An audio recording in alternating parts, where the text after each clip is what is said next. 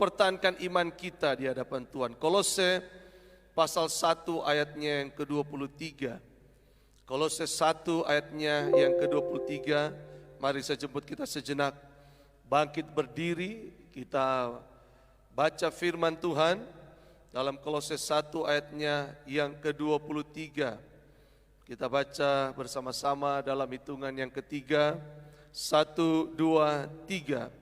Sebab itu kamu harus bertekun dalam iman, tetap teguh dan tidak bergoncang. Dan jangan mau digeser dari pengharapan Injil yang telah kamu dengar dan yang telah dikabarkan di seluruh alam di bawah langit. Dan yang aku ini Paulus telah menjadi pelayannya. Terjadi perdebatan-perdebatan. Tapi sebagai hamba Tuhan, saya harus beritakan kepada kita, ini bukan hanya bicara pandangan masing-masing, tapi ini bicara tentang sekali lagi kontekstual, bahwa Alkitab itu bukan untuk diperdebatkan. Yang percaya katakan amin, saudara. Alkitab bukan dibuat untuk diperdebatkan. Karena kalau kita mau jujur tentang perdebatan, ini Alkitab sudah dari tahun perjanjian dari gereja mula-mula sampai kepada konsili di Kartago, bagaimana pembentukan susunan Alkitab ini harus disusun menjadi 66 kitab. Betul-betul sudah jadi perdebatan. Dan bukan hanya itu, di zaman tahun abad 18, abad 19 betul-betul terjadi gereja menjadi terpecah-pecah. Saudara-saudara, hari-hari ini pun seakan-akan itu seringkali terjadi dan kita bisa melihat. Namun sekali lagi, kenapa saya menceritakan ini? Karena jemaat harus tahu bahwa bagaimana mempertahankan iman itu adalah sesuatu yang berat, saudara-saudara. Mempertahankan iman kepada pengharapan kepada Injil itu betul-betul. Bahkan saya harus berkata fakta-fakta yang terjadi hari-hari ini. Oleh karena perdebatan-perdebatan Injil abad 18, abad 19. Negara-negara yang dulunya Kristen sekarang hilang. Ada satu tur yang selalu dibawa ke Eropa, tur pergi melihat bagaimana gereja-gereja di zaman Kisah Para Rasul berdiri, sekarang tinggal puing-puing, saudara. Gereja-gereja, bahkan negara-negara di zaman Rasul, di zaman abad 18-19 yang begitu berdiri megah, sekarang hanya jadi tempat wisata. Kenapa? Karena sudah tidak ada jemaatnya, karena sudah tidak ada Injil lagi di sana. Itu akibat apa? Akibat terjadi perdebatan yang besar tentang firman Allah. Di masa-masa mereka abad 18, abad 19 terjadi perdebatan. Akhirnya setan bertepuk tangan, gereja jadi kosong, gereja jadi tempat wisata, umat berpindah ke agama-agama yang lain. Itu sejarah yang tidak bisa dihapus. Saudara-saudara, hari ini kita bicara mempertahankan iman. Haleluya. Bersyukur kalau kita belajar tentang sejarah kekristenan. Hari ini saya mau bilang yang simple saja kepada jemaat. Maukah engkau mempertahankan iman itu hari-hari ini? Karena kita bisa melihat akibat-akibat dari umat-umat yang tidak mampu mempertahankan iman. Saudara, terjadi pertengkaran, perdebatan, itu yang saya sudah bilang tadi. Sejarah membuktikan bagaimana kekristenan habis, hancur karena terlalu banyak perdebatan, saudara. Saya mau katakan hari ini, jadilah jemaat Tuhan. Yang penting saya mau menjalankan iman firman Allah, saudara. Haleluya. Apapun situasinya, apapun kondisinya, yang Tuhan mau bukan perdebatan, yang Tuhan mau bukan pertentangan, yang Tuhan mau apakah engkau tetap mempertahankan iman hari-hari ini, saudara. Haleluya. Haleluya. Saudara-saudara, sebab itu mari kesempatan hari-hari ini, gunakan masa pandemi ini. Kita tidak akan ada di zaman seperti ini barangkali. Sejarah membuktikan secara historis, persoalan pandemi penyakit itu berlaku 100 tahun sekali katanya.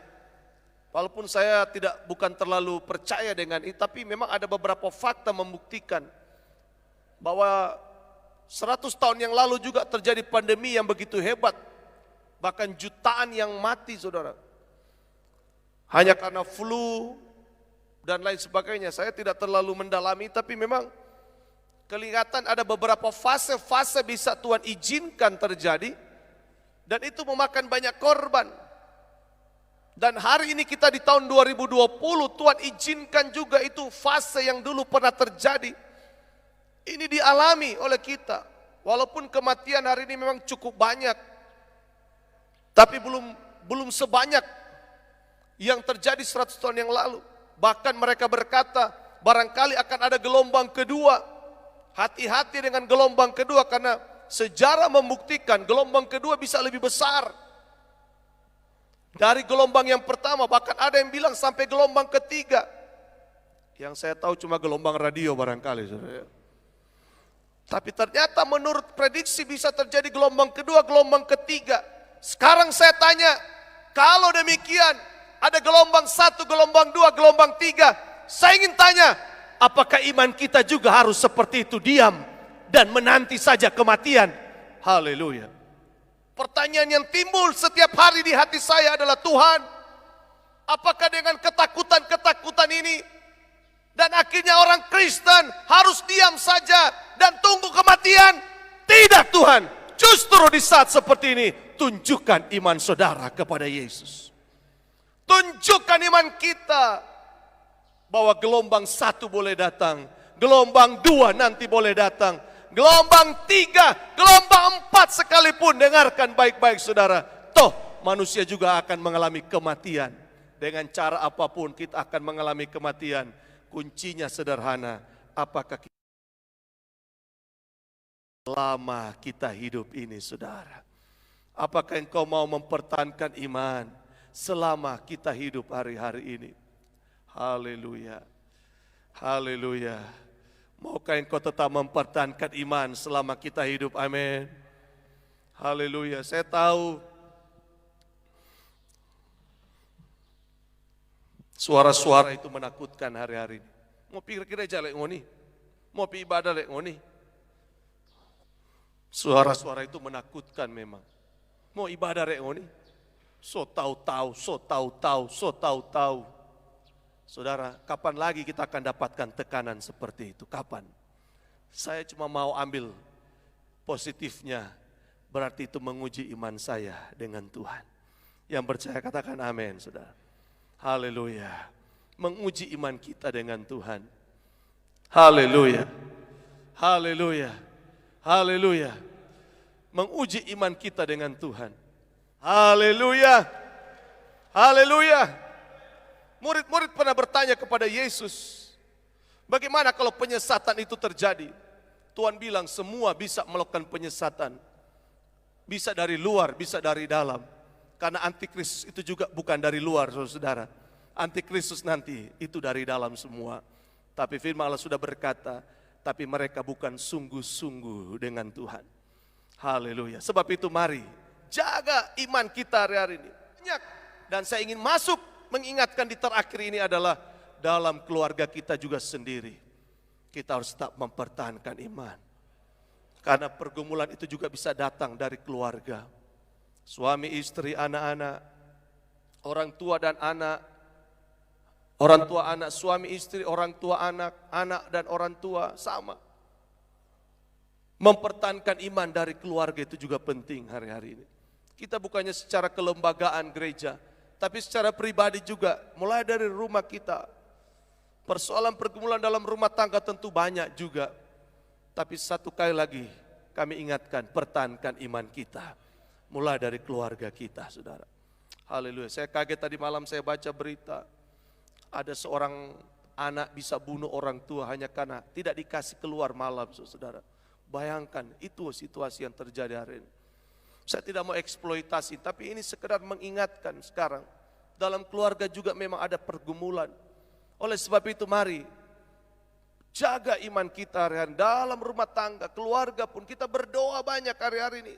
Supaya dalam keluarga kita selalu ada kekuatan yang datang dari Tuhan.